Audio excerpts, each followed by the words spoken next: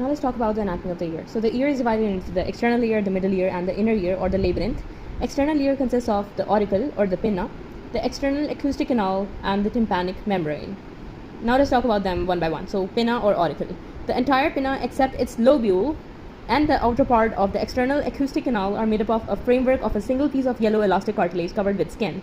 The latter, which is the yellow elastic cartilage, is closely adherent to the perichondrium, which is the only vascular part, on its lateral surface, while it is slightly loose on the medial surface. The various elevations and depressions seen on the lateral surface of the pinna are shown in the figure, which we will see afterwards. There is no cartilage between the tragus and the crus of the helix, and this area is called incisura terminalis. An incision is made in this area, will not cut through the cartilage, and it is therefore used for end oral approach in surgery for external auditory canal or mastoid. Pinna is also the source of several graft materials for the surgeon: cartilage from the tragus, perichondrium from the tragus, or concha, and fat from the lobule are frequently used for reconstructive surgery of the middle ear. Conchal cartilage has also been used to correct the depressed nasal bridge, while composite grafts of the skin and cartilage from pinna are used for repair of defects of the nasal ala. Now for the external acoustic canal, which is the second part. So it extends from the concha to the tympanic membrane, and it is about 24 mm along its posterior wall. It is not a straight tube. Its outer part is directed upward, backward, and medially, while its inner part is directed downwards, forwards, and medially. Therefore, to see the tympanic membrane pinna has to be pulled upward, backward, laterally, so to bring the two parts in alignment. Now for the division of the external acoustic canal. So we are going to divide it into cartilaginous part and a bony part.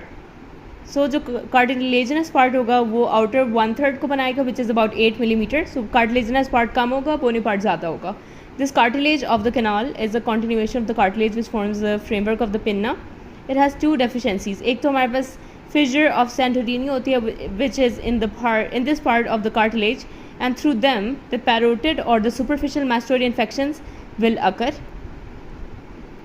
can appear in the canal or vice versa. The skin covering the cartilaginous canal is thick and it contains ceruminous and pilosebaceous glands which secrete wax. Hair is only confined to the outer canal, and therefore furuncles यानी कि staph infections of the hair follicles सिर्फ outer canal में हो सकते हैं, in the outer 1/3 of the canal, ठीक है, जो cartilaginous होती है. Now for the bony part. So जो bony part inner 2/3 होती है 16 mm. Skin lining the bony canal is thin and continuous over the tympanic membrane. It is devoid of hair and ceruminous glands, about 6 mm lateral to the tympanic membrane. The bony meatus presents a, now this is very important, so you can just remember this by some mnemonic, कि जो 6 mm lateral होते हैं जब हम tympanic membrane के जाते हैं, तो फिर bony meatus जो होता है it will present a narrowing called isthmus. Foreign bodies which are lodged medial to the isthmus will get impacted. They are difficult to remove. अब हमारे पास एक और mnemonic है, which is AI of DM. So antero-inferior part of the deep meatus beyond the isthmus, there is going to be a recess called the anterior recess, which is a cesspool for discharge and debris in cases of external and middle ear infections.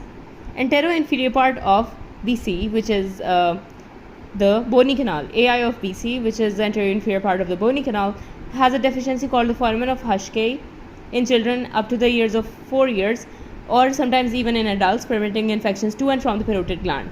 Now for the tympanic membrane or the drumhead. It is a partition between the external acoustic canal and the middle ear. It is obliquely set, and as a result, the PS or posterior superior part is more laterally oriented than the antero-inferior part. It is 9 to 10 mm tall, 8 to 9 mm wide, and 0.1 mm thick. Tympanic membrane can be divided into two parts. एक तो parts tensa होता है और एक parts compacta और एक parts flaccida होता है. Now for the pars tensa, it forms most of the tympanic membrane. Its periphery is thickened to form a fibrocartilaginous ring which is called annulus tympanicus, which fits in the tympanic sulcus. The central part of pars tensa is tented inward at the level of the tip of the malleus, and it is called the umbo.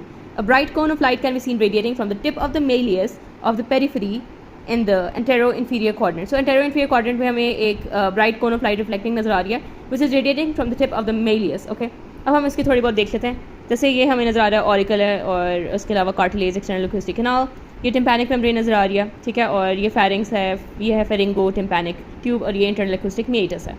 अच्छा, और ये हमारे पास, ये basically important है, ये हमारे पास helix है, ये हमारे पास ट्रायंगुलर फॉसा बन रहा है, ठीक है, यहाँ पर. उसके अलावा ये हमारे पास है क्रस ऑफ द हेलिक्स, और ये हमारे पास है एंटी हेलिक्स इसके ऑपोजिट साइड पे। ये हमारे पास कॉन्का नजर आ रहा है, this is the tragus basically, ठीक है।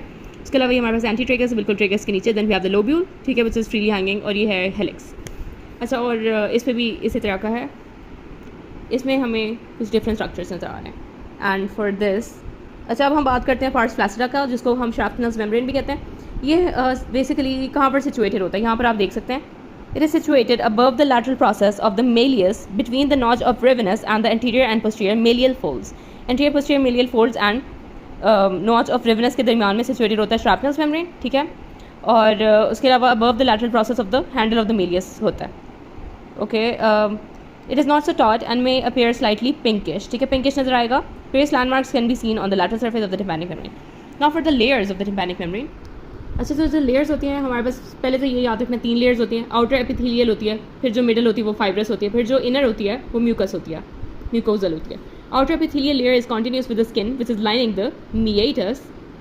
अब यहाँ पर अच्छा, उसके अलावा जो हमारे पास मिडल लेयर होती है which is fibrous also encloses the handle of the malleus and it has 3 types of fibres. तो फाइब्रस होगा तो फिर 3 तरह के फाइबर्स लें, जैसे रेडियल, सर्कुलर एंड पैराबोलिक।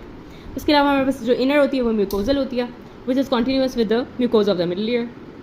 अच्छा, उसके बाद आ जाता है हमारे पास fibrous layer in the pars flaccida is thin and it is not organised into various fibres as in pars टेंसा।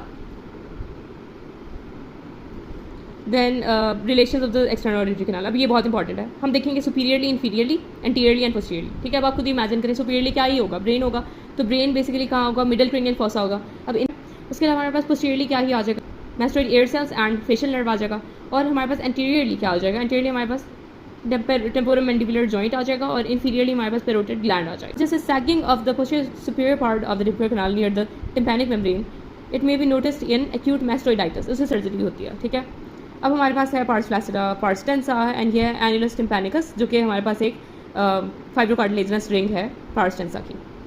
अब हम नर्व सप्लाई के बारे में बात करेंगे, और जैसे कि यहाँ पे आपको नज़र आ रहा है। अच्छा, तो जो हमारे पास होती है ग्रेटर ऑरिकुलर नर्व, ठीक है, ये सप्लाई करेगी most of the medial surface of the pinna and only the posterior part of the lateral surface of the pinna.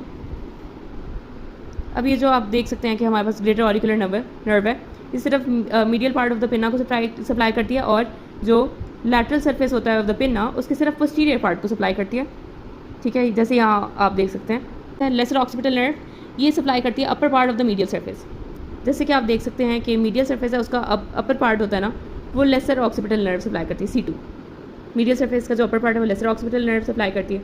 उसके अलावा हमारे पास है जी ऑरिकुलर टेम्पोरल नर्व, ये सप्लाई करती है। अब ये हमारे पास जो ऑरिकुलर टेम्पोरल नर्व आपको यहाँ नज़र आ रहा होगा, ये यहाँ पे जो करती है ट्रेगस को, क्रॉस ऑफ हेलिक्स को सप्लाई करती है, और उसके अलावा ये सप्लाई करती है किसको, adjacent part of the helix, tragus, crus of helix and adjacent parts of the helix. उसके बाद है auricular branch of the vagus nerve which is also called Arnold's nerve. तो ये जो है ना हमारे पास सप्लाई करती है कॉन्का को and corresponding eminence on the medial surface. Facial nerve which is distributed with the fibres of the auricular branch of the vagus nerve supplies the concha and the retroauricular group. अच्छा, यहाँ पे भी आपको कुछ नहीं। उसके बाद हमारे पास आ जाती है एक्सटर्नल ऑडिटरी कैनाल। इसकी जो नर्व सप्लाई है वो कैसी है, तो हमारे पास आ जाती है कि एंटीरियर, इसकी जो एंटीरियर वॉल होती है और रूफ होती है वो सप्लाई करती है ऑरिकुलर टेम्पोरल नर्व। जो इसकी पोस्टीरियर वॉल होती है वो सप्लाई करती है auricular branch of the vagus nerve. जो उसकी posterior wall of the auditory canal होती है वो ऑल्सो रिसीव करती है sensory fibres from the 7th nerve, ठीक है, और through the auricular branch of the vagus nerve, ठीक है। तो हमारे पास इसमें बेसिकली हैं V3, ठीक है, and 10 and 7 disease which is herpes zoster ओटिकस।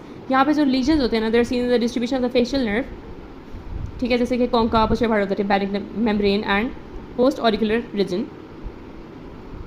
अब हम बात करते हैं मिडल ईयर की। So middle ear together with the eustachian tube, adytus, antrum and mastoid ear cells is called the middle ear cleft. It is lined by mucous membrane and it is filled with air.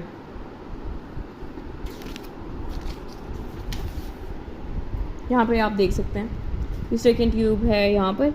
इसके अलावा हमारे पास है attic यहाँ पर नज़र आ रहा है, ये है हमारे पास एडिटस और ये है हमारे पास एंट्रम, एडिटस एंड एटिक। ये मिडल ईयर है और ये है मास्टोइड ईयर सेल्स, ठीक है।